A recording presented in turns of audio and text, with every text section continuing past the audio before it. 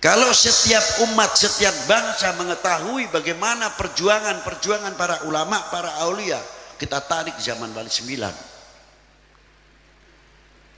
Sebelum Wali Sembilan ke bawah, Sembilan ke atas menghadapi Portugis jajahan pada waktu itu. Bagaimana Aceh, bagaimana Pasai, bagaimana Perla, Barus, sumber-sumber sejarah Islam yang luar biasa. Itu diantaranya. Para beliau berhadapan, tapi terpaksa pada tahun 1518, tahun 1511 Masehi, tempat penyebaran Islam yang luar biasa, Malaka, jatuh ke tangan Portugis. Kita tarik ke atas lagi, bagaimana zaman jaya-jayanya Bani Umayyah, Bani Abbas, Ayyubiyah, Sulaimaniyah, Utsmaniyah, semuanya gagal. Boleh dikatakan hancur masing-masing. Spanyol yang begitu hebat luar biasa, 350 tahun lepas, hancur. Baghdad yang begitu hebat, yang dikenal dengan 1001 malam, selesai. Sampai Aceh selesai, sampai Banten selesai, sampai Demak selesai. Itulah mengapa bisa jatuh, mengapa bisa dijatuhkan. Timbulkan dari hoax dari dalam. Bagaimana membuat ketidakpercayaannya kepada para ulama dahulu. Setelah kepada para ulama, jatuh kepada pemerintahannya. Supaya tidak percaya bagaimana. Bagaimana cara membuat negara ini supaya jatuh, agama ini supaya berantakan. Bikin hoax dan sebagainya. Nah, kalau sudah umat tidak percaya, Portugisnya tinggal masuk, selesailah, jatuh Malaka pada waktu itu.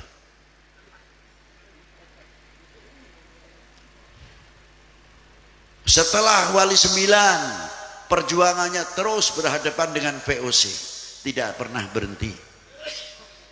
Dari mulai Raden Fatah, Trenggono mengirimkan Maulana Syarif Hidayatullah ke Sunda Kelapa, hingga jatuhnya Portugis yang akan masuk ke Jakarta pada waktu itu. Perang Sunda Kelapa dipimpin oleh Maulana Syarif Hidayatullah. Maka mendapatkan kemenangan yang luar biasa, disebut Jayakarta, sekarang menjadi Jakarta. Jasa siapa? Maulana Syarif Hidayatullah. Coba lah itu.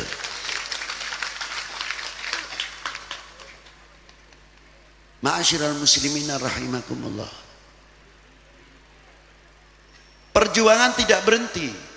Di zaman Sultan Agung, bagaimana menyatukan Jawa dahulu, tundukkan Bupati Pasuruan, Surabaya, Madura, supaya menjadi negara satu dahulu.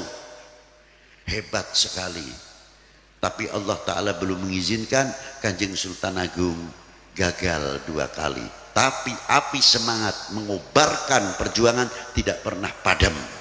Terus hingga perjalanan Jakarta, Betawi sampai ke Mataram, banyak prajuritnya yang meninggal di tengah, di jalan. Maka di pinggir jalan Pantura ini khususnya Jalan Dandeles, banyak makam-makam di pinggir jalan. Itu bekas-bekas prajurit Sultan Agung diantar. Yang di jalan kereta, jalan paksa, kerja paksa oleh Dandeles, juga banyak yang mati di pinggir jalan kereta. Sejarah. Ma'asyiral muslimin rahimakumullah. Disinilah hebatnya. Terus berjuang sampai muncul Pangeran Diponegoro, Kiai Sentot Prawiro Dirjo, Kiai Mojo, sampai muncul Kiai Hasan Maulani, terkenal Kiai Hasan Maulani Manado, padahal beliau orang Kuningan Lengkong. Beliau dibuang oleh Belanda di Manado, dikenal Kiai Hasan Maulani Manado. Kiai Rifai Pekalongan, dan banyak tokoh-tokoh lagi di Jawa Barat khususnya yang mengalami yang sama. Sehingga diteruskan perjuangan-perjuangan ini oleh para beliau-beliau. sehingga berkibarlah kembali 1945 sangsaka merah putih. Perjuangan siapa? Perjuangan para ulama. Muncul Hizbullah dan lahirlah TKR, lahirlah polisi dan lain sebagainya setelah 45. Tidak cukup, ternyata merdeka ini tidak mudah kayak membalikkan tangan. 47 muncul lagi. Belanda dibawa oleh sekutu. Kiai Hasyim Asy'ari tidak pernah diam. Dari sebelum 1945 sudah berani mengeluarkan resolusi jihad dalam melawan penjajah. Itu jasa Nahdlatul Ulama terutama.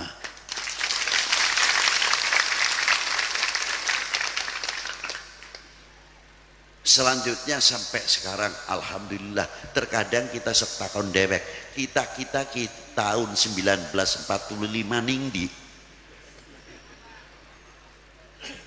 Di mana kita ini? Belum lahir. 47 kita wis lahir. Alhamdulillah senajan masih bayi. 49, 51, 55 ada apa? Beli weruh ningdi. Mungkin yang sepuh-sepuh hanya paling sedikit yang mengetahui pemilu pertama 55. 65 ada apa? Sejarah sekarang sudah banyak yang tidak mengetahui. Betul Pak Daramil, Pak Polsek, betul kan? Nah, 65 ada apa? Coba. Kita banyak yang tidak jumpai, anak-anak kita banyak yang tidak mengetahui. Ternyata memerdekakan dan membangun setelah kemerdekaan ternyata tidak mudah. Sangat sulit. Lalu kita bertanya pada diri sendiri, kita sudah mempunyai kontribusi apa untuk mengisi kemerdekaan ini? Sudah andil sejauh mana? Kalau kita menjadi bangsa mengerti atas perjuangan kesepuan para pendahulu, menjadi bangsa ini bangsa yang kokoh, bangsa yang kuat, bangsa yang luar biasa. Karena suri toladan telah dicontohi oleh para pendahulu kita, khususnya Kanjeng Maulana Syarif Hidayatullah.